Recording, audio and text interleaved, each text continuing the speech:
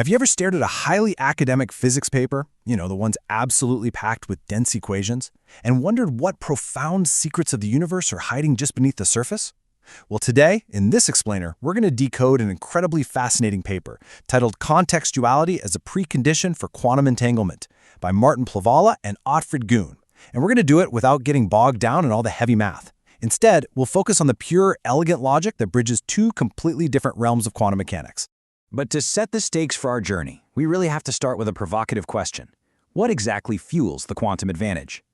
Quantum information science promises technologies that will completely blow classical methods out of the water. But to actually build these technologies, researchers have been hunting for the specific, non-classical phenomena, the raw fuel, essentially, that makes quantum information processing so vastly superior. We need to know exactly what resources we're working with here. Okay, let's dive into our roadmap. We'll start with the quantum information promise, then look at entanglement versus contextuality. From there, we'll uncover the missing link, explore translating quantum tests, and finally wrap up with securing quantum keys.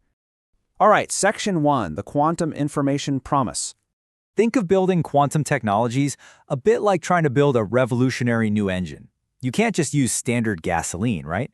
You need a completely new type of fuel. That fuel comes from specific non-classical behaviors. Researchers study these genuine quantum effects to find the magic ingredients that give quantum tech its massive edge over classical computers in fields like quantum computing, state discrimination, and metrology. Moving right along to Section 2, entanglement versus contextuality. This brings us to the two primary suspects in our quantum mystery. Now, these two usually operate in completely different scenarios, kind of like one's on the East Coast and the other's on the West Coast. On the left, we have the non-local scenario. Here, our standard physics characters Alice and Bob share a quantum state, but they're physically separated. They each perform different measurements on their piece of the shared state. On the right, we have the sequential scenario. This is a sequence of events. Bob prepares a specific quantum state in his lab and physically transmits it over to Alice, who then performs a measurement on it. In the non-local scenario, where Alice and Bob share a state, the absolute star of the show is entanglement.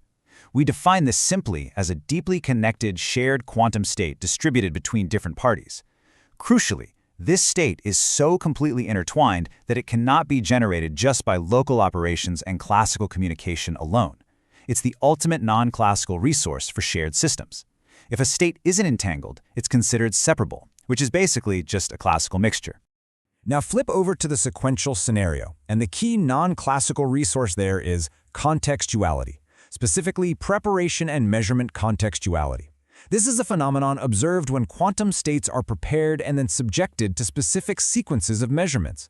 If a system can be explained by a straightforward, classical, hidden variable model, it's non-contextual. But if it totally defies that classical logic, it possesses contextuality, acting as the hidden fuel for sequential quantum processing. Which leads us perfectly into Section 3, the missing link. So, if entanglement is for shared states and contextuality is for sequential states, how do we link them? What I found absolutely amazing here is that the authors realized remote state preparations act as the perfect bridge. Here's how it works. In the non-local scenario, Alice and Bob share an entangled state. Bob decides to measure his half of the system. Because the state is entangled, his local measurement instantly affects the overall system, effectively post-selecting and remotely preparing a specific state for Alice on her end. Suddenly, Bob's measurement on a shared state has achieved the exact same outcome as if he had prepared a state and sent it to her sequentially. And this is the paper's massive revelation. The authors proved mathematically that entanglement in the non-local scenario corresponds directly to contextuality in the sequential scenario. They aren't two separate resources operating independently out there in the universe. They are essentially two sides of the exact same quantum coin. Let's walk through the logic of what the paper calls Theorem 1. Bob measures his part of the shared state, which remotely prepares a set of states for Alice. Now, if the set of all possible states Bob can remotely prepare for Alice can be explained by a classical, non-contextual model, then the original shared state must be separable, meaning it has absolutely zero entanglement.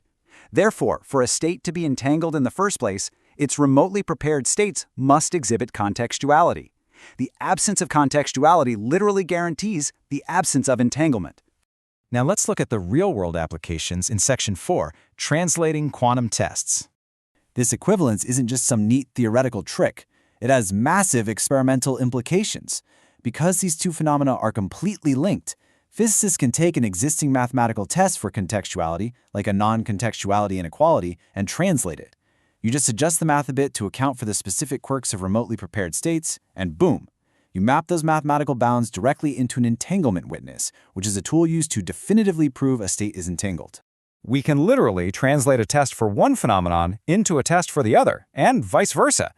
It is amazing that researchers can cross-pollinate mathematical tests like this.